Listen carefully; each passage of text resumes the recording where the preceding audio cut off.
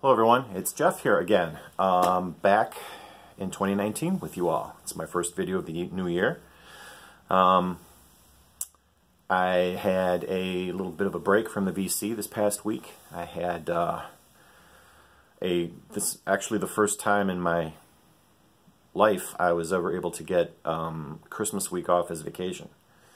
And my wife had the same week off, so we were able to spend it together through Christmas and New Year's, and it was wonderful. So, haven't been around the VC all that much, but I'm back now, so happy to be here with you all.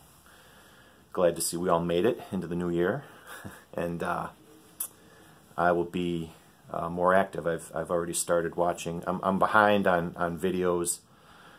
I watched a bunch yesterday. I commented on a bunch. I still have many more to do. And there's many videos that I want to make, not the least of which is the vinyl tag, which I'm starting to see a lot of people posting their vinyl tag videos, which I always look forward to every year. So that's going to be coming up in the near future. I still have questions this year. Seem like they're a little bit more tricky this year. It's going to require probably a little more thought on some of my answers for some of them. So that should be coming soon. Okay. During that time off, during my time off, we actually did some moving things around of furniture in the house. As you can see, I'm facing the this wall here. There used to be a big purple couch, but it was old, it was kind of broken down, and it was taking up it was taking up a lot of space in the room, so moved it out of there. And you might recognize this from some of my videos last year. This is the Telefunken. Moved it to a more prominent place in the room so I can actually use it. Where it used to live before, it was kind of crammed in a corner with the dining room table, and it wasn't able to easily get to it and use it when I wanted to. So now it's more of a centerpiece of the front room, and it's given a lot more space in this room. I know you probably can't see it as much from the camera here, but believe me, it's a lot roomier in here. And now that the tree is down and all that stuff is put away, this front room, I feel like I can breathe easier in it again. It was almost getting claustrophobic. So that's a good thing. I've got a lot to show, so I'm going to just dive right in. And I'm going to start with the stuff that I got for Christmas. So there's actually, if you could see the way I've got things laid out here, I've got 4 different piles of records, and there's probably a total of maybe 15 or more, so we're going to dive right in. First pile of records, this is the stuff I got for Christmas. And a Charlie Brown Christmas by the Vince Guaraldi Trio, a classic, a perennial classic. I'm very glad to have this on vinyl. This is I think a lot of people have shown this before. It's the clear green vinyl reissue. I have a burned CD copy of this album, but very happy to have this on vinyl. This will get spun, you know, every Christmas till I'm not around for Christmas anymore. So I know this is a pretty common album. It's a pretty common Christmas album, but it's just nice to finally have a vinyl copy of my own, so that was pretty cool. I showed this yesterday on Facebook and Instagram. This was actually on my Amazon wish list, and my wife was perusing my wish list as she was doing Christmas shopping, so she picked this one up for me. Miles Davis and John Coltrane, The Final Tour. This was really an awesome album. Having both of them up there trading licks back and forth. really, really cool. This was a, I think this was a We Are Vinyl pressing, and it sounds fantastic, and you know, it is fantastic. So very happy to get this one. This one was a great listen. This one I haven't even opened yet. That's how far behind I am on records. This was the Bob Dylan set bootleg series, the latest one, More Blood, More Tracks. This was the one that I think I mentioned a couple videos back that I ended up ordering for myself on Amazon like a week before Christmas because it was on sale. It was on sale for like $14.99 or $15.99, so that's like 10 or 15 bucks cheaper than normal list price, so I couldn't resist. So, and like I said, I haven't even opened it yet, so this is an album that I want to devote some serious time to. Maybe play the original again and then listen to this just to see the difference on the on each song, because it's basically it's a 2-record set, but it basically just has alternate versions of each song on the original from the original album. So yeah, I'll be very interested to listen to this one, but like I said, I want to devote a little bit of time to it. So, and I find that almost every year for the past several years, every time that there's been a bootleg series come out, usually around the holidays, towards the end of the year, they've all been interesting to me. Like last year, I really wanted to get the Trouble No More set, but the vinyl version is just too expensive. So I'm glad this one was a little more affordably priced, and looking forward to listening to that one. And finally, this was probably the biggest surprise out of the Christmas records that I got. This is the Big Star Third Final Masters. This was a it's their third album, which is called Third or Sister Lovers, but this is the third in a 3-volume set. I know they did demos and outtakes, and this was the final version of the album. This was also on my wish list, and I was more than surprised when my wife opened my wife got this for me. So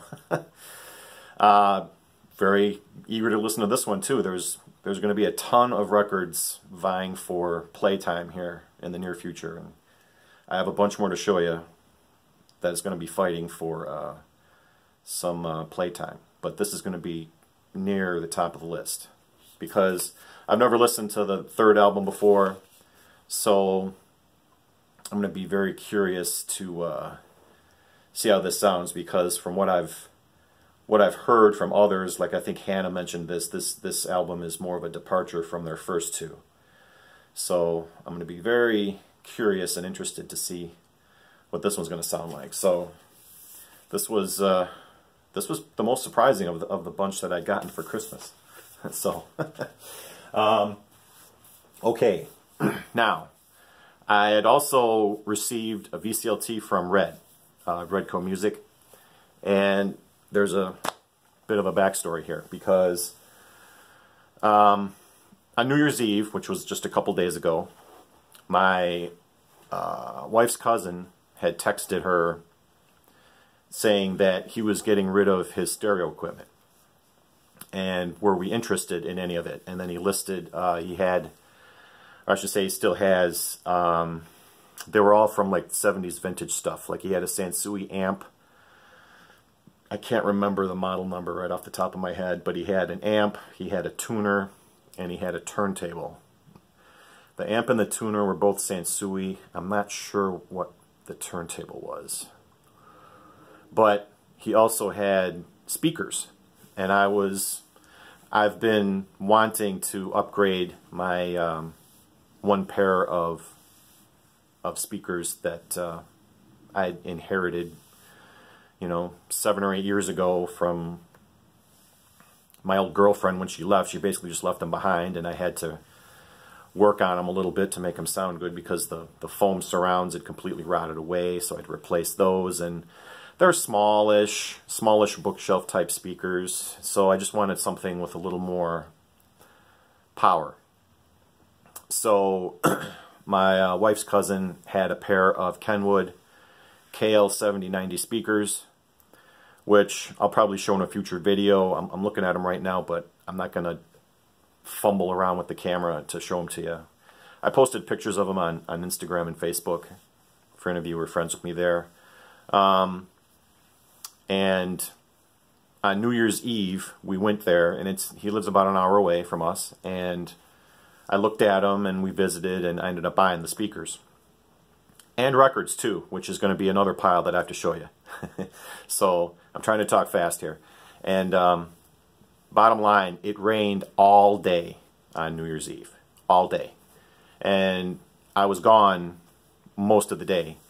So, when mail got delivered, the package that Red sent arrived, and unfortunately, it got soaked. That's the bad news. And it's a shame, because I wanted to do a video opening it like I usually do when someone sends me VCLT. Sorry, I couldn't, because I just wanted to get it. I wanted to get the wet paper off and get the records out. So, the good news is that nothing inside got wet. The records were all in outer sleeves. They were all protected, and there was no water damage at all to anything. So that's the good news. But Red had gift wrapped the entire box. Well, it wasn't really a box. He sandwiched the records between cardboard and then just wrapped the whole thing and taped it up really good and mailed it. I'm actually surprised that the paper didn't like rip off in transit, but it made it. Unfortunately, it got wet. But that said, he'd sent me 3 records. So let me show you those quickly. The first one is by Dan Fogelberg. It's called Phoenix. I've seen this album in half-price books almost every time I go. I know of Dan Fogelberg, I just don't know much of his music. It could be a case of I just don't know the titles, and I probably would recognize the tunes if I heard them. So I'll give this one a spin. So this was pretty cool. And just like I saw other VCLT, like I saw Build the Vinyl Versus video on VCLT that he got from Red. He did the same thing here. Red included these outer sleeves separately from all the records, so that was cool, very generous. Thank you for that. It saves me the hassle of using my own, which is always good. And yeah, it's always nice when you get stuff like that, and it comes with those inner sleeves and outer sleeves too. Then he sent me a couple of Madonna albums. He sent me Like a Virgin, which is kind of interesting. I think he saw that I picked up Madonna's first album probably about a year ago. I think in one of my videos I went to an estate sale and I saw Madonna's first album, and it was in mint condition for cheap, so I just grabbed it. And that's fine. I got nothing against Madonna. I mean, all I know is her hits, and of course, Like a Virgin has a bunch of her classic hits on it, so it's cool. I got nothing against Madonna. And this last one, I'm honestly not familiar with. I think he showed this on one of his videos recently. It's Confessions on a Dance Floor. This one came out in 2005, I believe. Let me just show you the back here. Here's the back. And Madonna is pretty flexible, as you can see in the gatefold. Hopefully you can see that. Hopefully the reflection isn't too bad. And it's a 2-record set. And both records are on pink vinyl. So that's very cool. Thank you very much, Red. I have, because this is like the second VCLT you sent me, And I haven't sent anything in return yet, but I've got a couple of records lined up for you. And that's I'm going to continue on with that in a second here, once I show the next pile of records. So, yeah, I don't know any song off of this album, but I will gladly listen to it, and I will report back with my thoughts on it. So, once again, thank you, Red. When I feel like I'm babbling. All right, I'm trying to order my thoughts here. Okay, when I bought the speakers, I also asked Course Cousin if he had records, and he said yeah, that he was looking to get rid of. So, he had this big homemade wooden box that was full of records, all from probably late 60s till the early to mid 70s. So I picked up 7 of them, and here they are.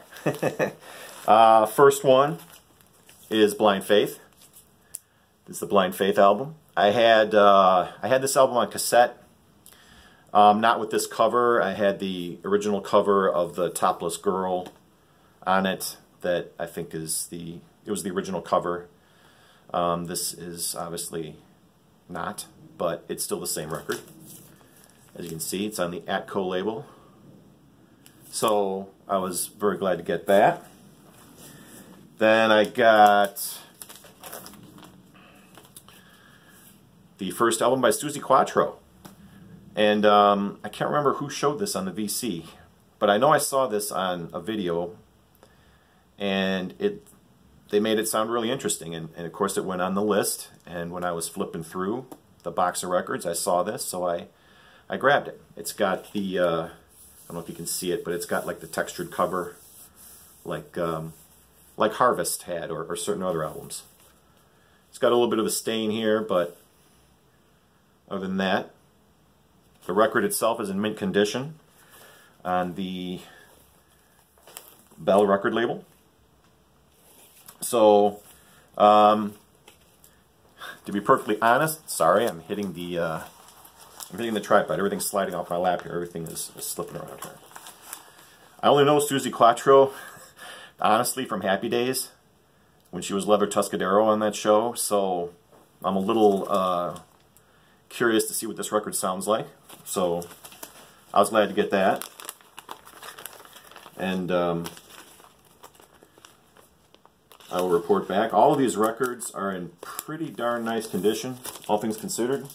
I think I'll just set these down here. That. Okay. Frank Zappa's Apostrophe was another one that I found that I grabbed because I've heard lots and lots of people talk about Frank Zappa and this album being good for beginners or newbies into the Frank Zappa catalog. There's the back. This is the record that's got Don't Eat the Yellow Snow, which not a big fan of, but I will keep an open mind for the rest of the record. From what I remember, it seems like Zappa made the novelty songs, I guess, to kind of pay for the more serious music that he made in between. So, be that as it may, once again, this is a pretty darn mint album, and it's on the Discreet record label. So, I cleaned all these. These are all ready to go, all ready to play, and I hope they sound as good as they look. So, there's that. This next one, I honestly just taking a gamble on. This album's called Ball. It's by Iron Butterfly, and he had the record it was inside of a, here's the back cover. It was inside of like this plastic, not like a outer sleeve. It was kind of like a plastic bag, but it was all dirty and just crappy condition. But it did its job. It protected the record inside because this cover is just shiny mint condition. And it's a floppy gatefold. Record slips inside here. It's on the yellow Atco label. Here are the songs, if you can get a look at it. I don't know a single song off this album. In fact, I don't know anything by Iron Butterfly other than In-A-Gadda-Da-Vida. So, this album came out in 1969. That was the date I found on it. And it looks like brand new. So, I just took a shot, took a gamble. And if anybody has heard of this album, if anybody knows anything at all about it, shoot me a comment. Tell me what you think. And I will let you know when I listen to it for myself. But Iron Butterfly's Ball was the next one. Then I was pretty happy to find this one, Styx 2. And here's the back cover, containing the one song. If I was singing karaoke, I would sing it directly to my wife, and that song would be Lady. If you got me drunk enough and put the song on, I'm going to start singing it. So, very happy to find this, and it is on the Wooden Nickel record label. Mint condition record, so pretty happy to find that. I think I have almost all of the Styx' albums. I think I've been picking them up slowly over the course of the last year or two. So when I saw this, I grabbed it quickly. Then I also got Golden Earring. This one is called Moontan. And this is the album that has Radar Love on it. So that's the reason why I picked it up. I love Radar Love. But once again, I don't know anything else about Golden Earring besides Radar Love and the song Twilight Zone. But I know that came out in the 80s. So this will be another brand new listen for me. Moontan by Golden Earring. And finally, I posted this yesterday. I got an upgrade copy of Axis Bold as Love by Jimi Hendrix.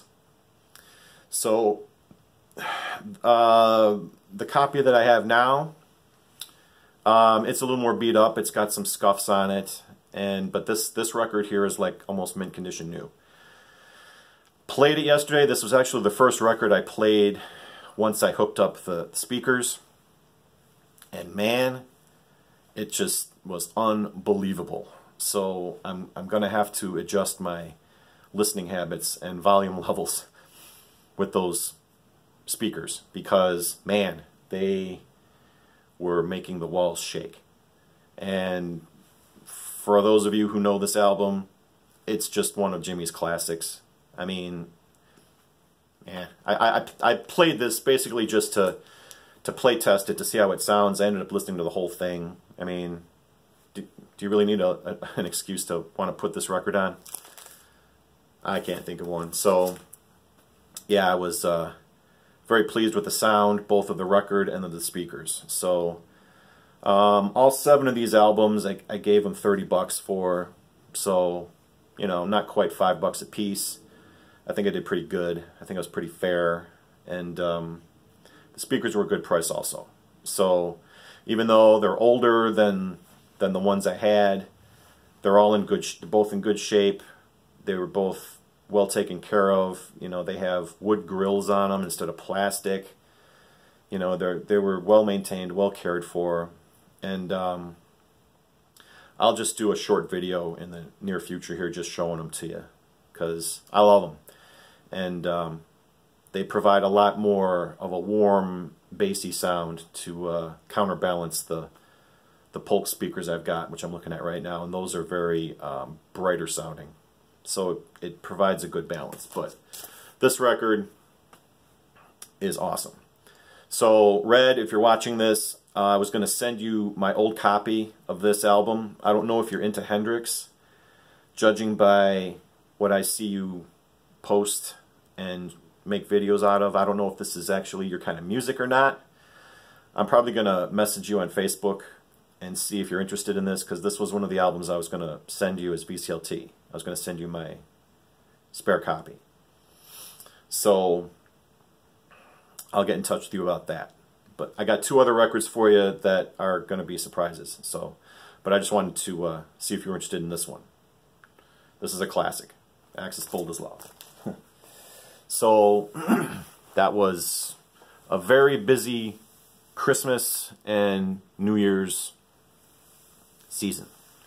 So I've got a ton of stuff to listen to, and in between all of that, I actually did play some records, so I can actually call this a spin zone, even though it's taken me 25 minutes to actually get to the records I've played. And there's good stuff here too, like Albert Collins, Frozen Alive. This was one of the albums that I found at half price earlier in December on the Alligator Records label. This was his live set. This one came out before the Live in Japan album, which I have on CD. And I love Albert Collins, what can I say? So when I was looking for music earlier last month, this was the first thing I played. So Frozen Alive by Albert Collins. It's a good one. Then I played another Jimi Hendrix album. I showed this one. This was VCLT from DJ High Noon. This is Jimi Hendrix Blues. And man, I'm probably going to play this again through the new speakers that I've got, just to see how much more powerful it can get, because I tell you, this album is phenomenal. Phenomenal. I mean, I was familiar with some of these songs.